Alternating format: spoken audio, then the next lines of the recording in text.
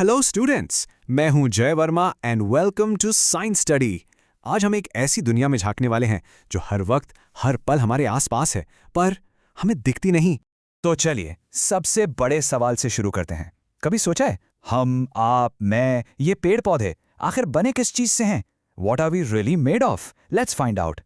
सो आज हम एक बहुत ही अमेजिंग जूम इन एडवेंचर पर चलने वाले हैं। हम शुरू करेंगे उस दुनिया से जिसे हम देख सकते हैं, और फिर इतना इतना जूम करेंगे कि हम लाइफ के सबसे छोटे बिल्डिंग ब्लॉक्स तक पहुंच जाएंगे, उस दुनिया में जिसे हम नहीं देख सकते।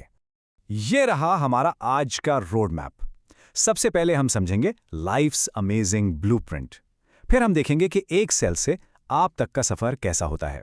उसके बाद हम एक पानी की बूंद की दुनिया को एक्सप्लोर करेंगे, और फाइनली कुछ माइक्रो जायंट से मिलेंगे।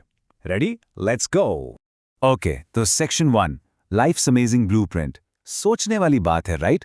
हम इंसान या कोई भी जानवर इतने कॉम्प्लेक्स हैं, फिर भी सब कुछ इतना परफेक्टली ऑर्गेनाइज्ड कैसे है? इसके पीछे का मास्टर प्लान या ब्लूप्रिंट क्या है? इसका जवाब एक बहुत ही सिंपल एनालॉजी में छुपा है। सोचो, एक बहुत बड़ी दीवार, वो किस चीज से बनती है? छोटी छोटी ईंटों से, राइट? एक के ऊपर एक ईंट। बिल्कुल वैसे ही हर लिविंग ऑर्गेनिज्म की बुनियादी ईंट, उसकी बेसिक यूनिट है एक सेल। सब कुछ यहीं से शुरू होता है। ठीक है, तो एक ईंट तो समझ आ गई, लेकिन एक ईंट से पूरी बिल्डिंग तो नहीं बन जाती।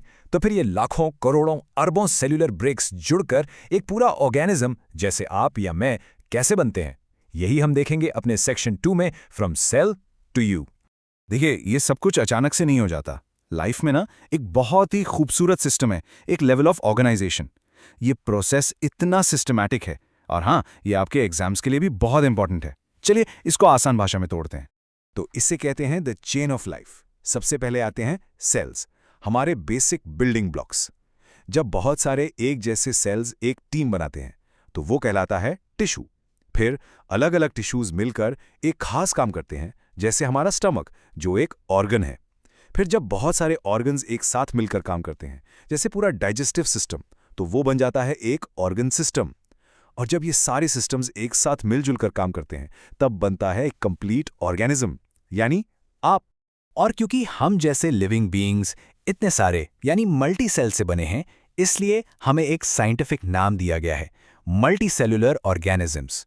हम इंसान, जानवर, पेड़ पौधे, हम सब इसी क्लब का हिस्सा हैं। तो हमने मल्टी यानी मेनी सेल्स की बात की, लेकिन अब एक फैसिनेटिंग सवाल, क्या ऐसा हो सकता है कि एक अकेला सेल अपने आप में एक पूरी जिंदा चीज हो? सोचो, एक पूरी लाइफ जो बस एक छोटे से सेल में बंद हो।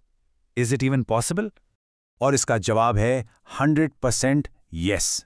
और इसका सबसे माइंड ब्लोइंग एग्जाम्पल आपने शायद देखा भी हो। एक ऑस्ट्रिच के अंडे का जो योक होता है ना, वो दुनिया का सबसे बड़ा सिंगल सेल है। जस्ट इमेजिन, एक पूरा का पूरा सेल जिसे आप अपनी आंखों से देख सकते हैं। कितना कमाल का है ना? तो अगर एक ऑस्ट्रिच का एग इतना बड़ा सिंगल सेल हो सकता है, तो सोचिए जरा कितने सारे सिंगल सेल लाइफ फॉर्म्स होंगे जो इतने छोटे हैं कि हमें दिखते ही नहीं। बस यही आइडिया एक पूरी नई अनोखी दुनिया का दरवाजा खोलता है। So welcome to section 3, the world in a drop. इन सिंगल सेल पावर हाउसेस को हम कहते हैं माइक्रो ऑर्गेनिजम्स, या सिंपल भाषा में माइक्रोब्स। ये इतने छोटे होते हैं कि हम इन्हें नंगी आंखों से नहीं देख सकते, लेकिन, और ये लेकिन बहुत इंपॉर्टेंट है, ये हर जगह हैं, पानी में, मिट्टी में, हवा में, हर जगह। तो सवाल उठता है कि हम इन्हें देखें कैसे? इसके लिए एक जादुई टूल है जिसे हम माइक्रोस्कोप कहते हैं।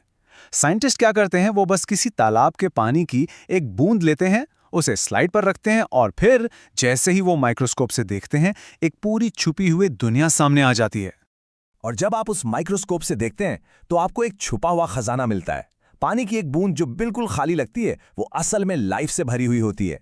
It's like a bustling city of tiny creatures, और ये सब हो रहा है बस एक छोटी सी बूंद के अंदर।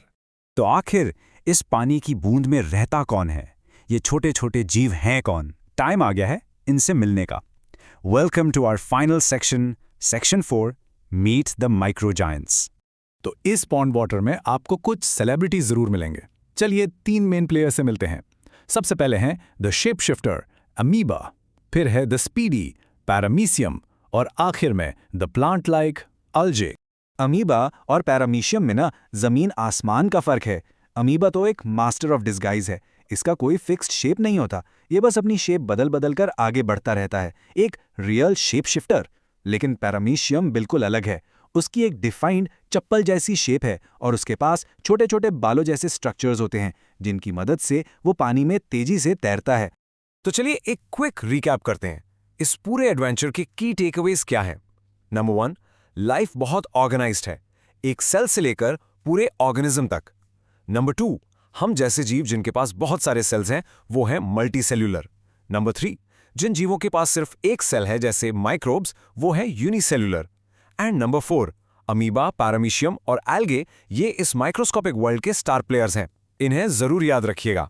तो हम इस एक्सप्लेनर को एक बहुत ही पावरफुल सवाल पर खत्म करते हैं। हमने ये तो जान लिया है कि नन्हे मुन्ने जीव हर जगह हैं, पर उनका हमारी इस बड़ी सी दुनिया पर क्या असर पड़ता है?